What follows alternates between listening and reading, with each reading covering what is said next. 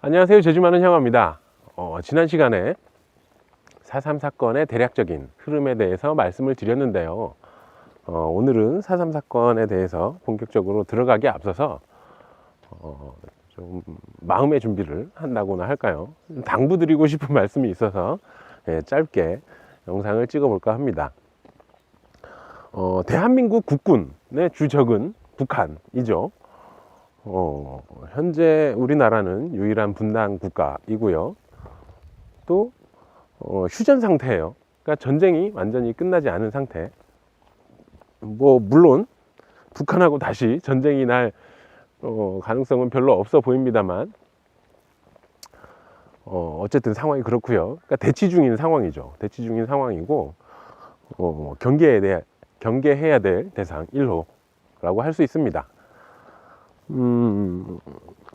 북한은 지금 3대째 독재 정권이 세습되고 있고요. 또 그 독재자들 그리고 지배계급들의 문제로 경제적으로나 인권적인 문제로 우리 동포들이 굉장히 힘들다, 어려운 상황에 놓여 있다라고 할 수 있습니다. 공산주의 혹은 사회주의 체제를 가졌던 국가 중에 성공했던 사례는 아직까지 없었고요. 또 현재 사회주의 노선을 갖고 있는 나라들이 자본주의 국가에 비해서 좀 비교도 안 될 만큼 낮은 경제력, 국가 경쟁력을 보여주고 있고, 또 그들도 이제 시장 경제 체제를 조금씩 도입해가는 입장입니다.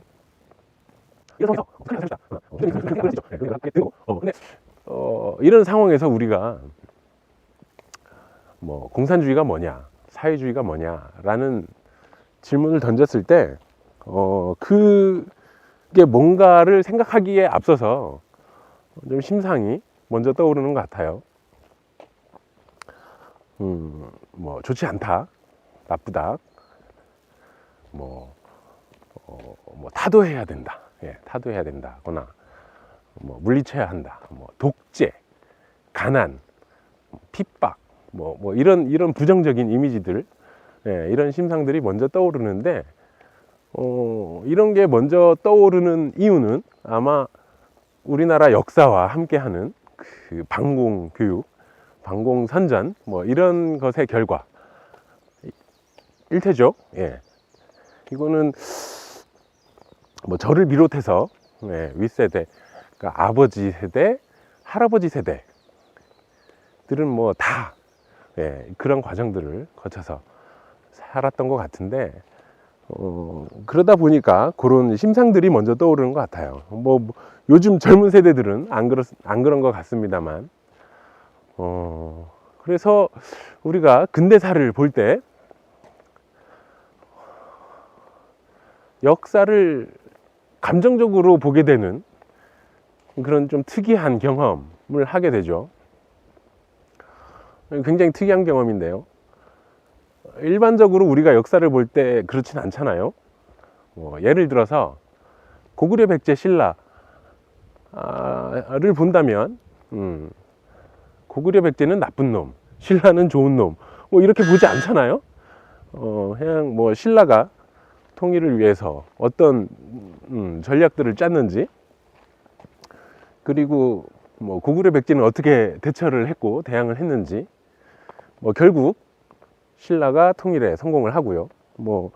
이런 흐름들, 원인과 결과, 왜 이렇게 됐는지, 사건이 어떻게 흘러가는지, 이런 것들을 학자들은 연구를 하고 학생들은 공부를 하고, 우리는 책이나 TV를 통해서 보고 듣고, 요게 좀 일반적으로 역사를 보는 시각이죠. 근데 이런 것과 비교를 해 본다면, 감정적으로 역사를 보는 경험이 얼마나 특이한 일인가 하는 생각을 아이고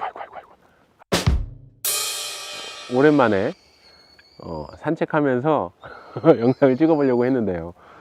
짐벌이 갑자기 이상해지는 바람에 다시 자리를 잡았습니다.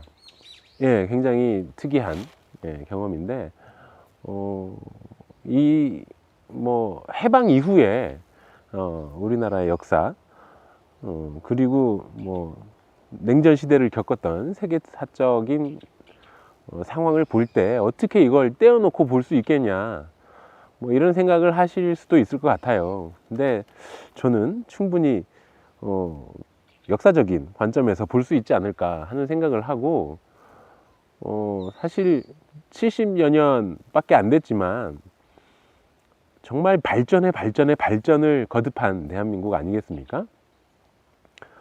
오히려 조선시대 사람이 고려시대 사람을 보는 것보다 지금 우리가 그 1940년대 의 사람들을 보는 게 훨씬 더 다르게 느껴질 것 같다, 이런 생각을 하는 거고요.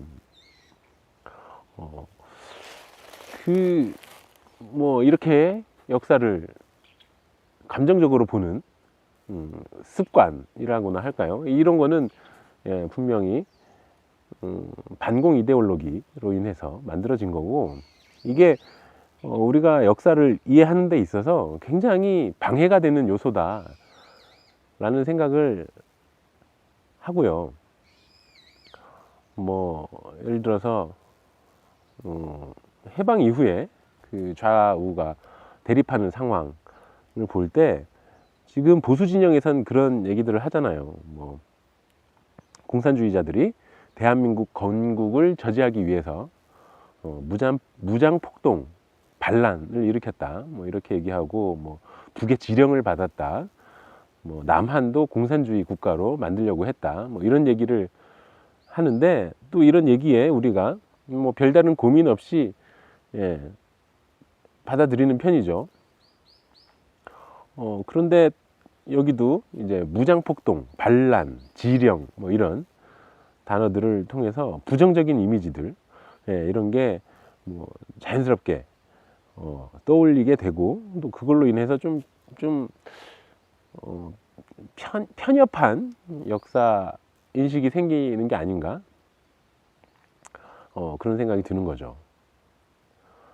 일제 강점기 때 이렇게 독립운동을 하셨던 우리 선조들은 각자의 신념에 따라서 정말 최선을 다해서 목숨을 바쳐가면서 독립운동을 하셨는데요.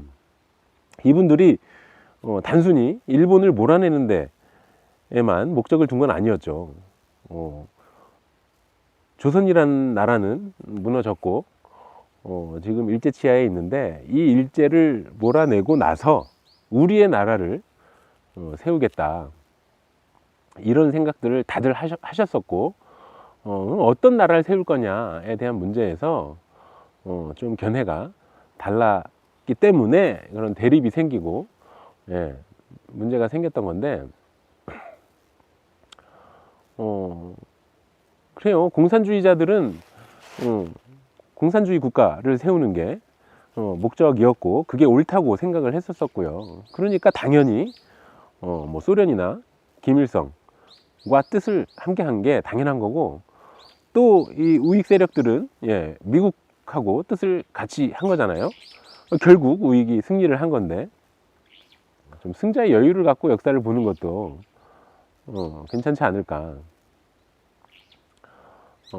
이렇게 21세기에 아직도 반공 이데올로기를 갖고 역사를 바라봐야 하는가, 이런 얘기를 해드리고 싶었던 거죠. 그리고 이게 좀 역사를 이해하는데 좀 많이 방해가 된다. 좀 열린 마음으로 역사를 보자, 그런 말씀을 드리고 싶었던 거예요. 다음 시간에는 그 3.1절 경찰 발포 사건이 왜 일어나게 됐는지 좀 그 원인에 대해서 설명을 해드리려고 하는데, 오늘 말씀드렸던 이런 부분들을 좀 염두에 두시고 앞으로 차근차근 들어보신다면 좀 더 4.3을 이해하는 데 도움이 되실 거라고 생각합니다. 재밌게 보셨다면 구독과 좋아요 부탁드리고요. 다음 시간에 또 뵙겠습니다. 감사합니다.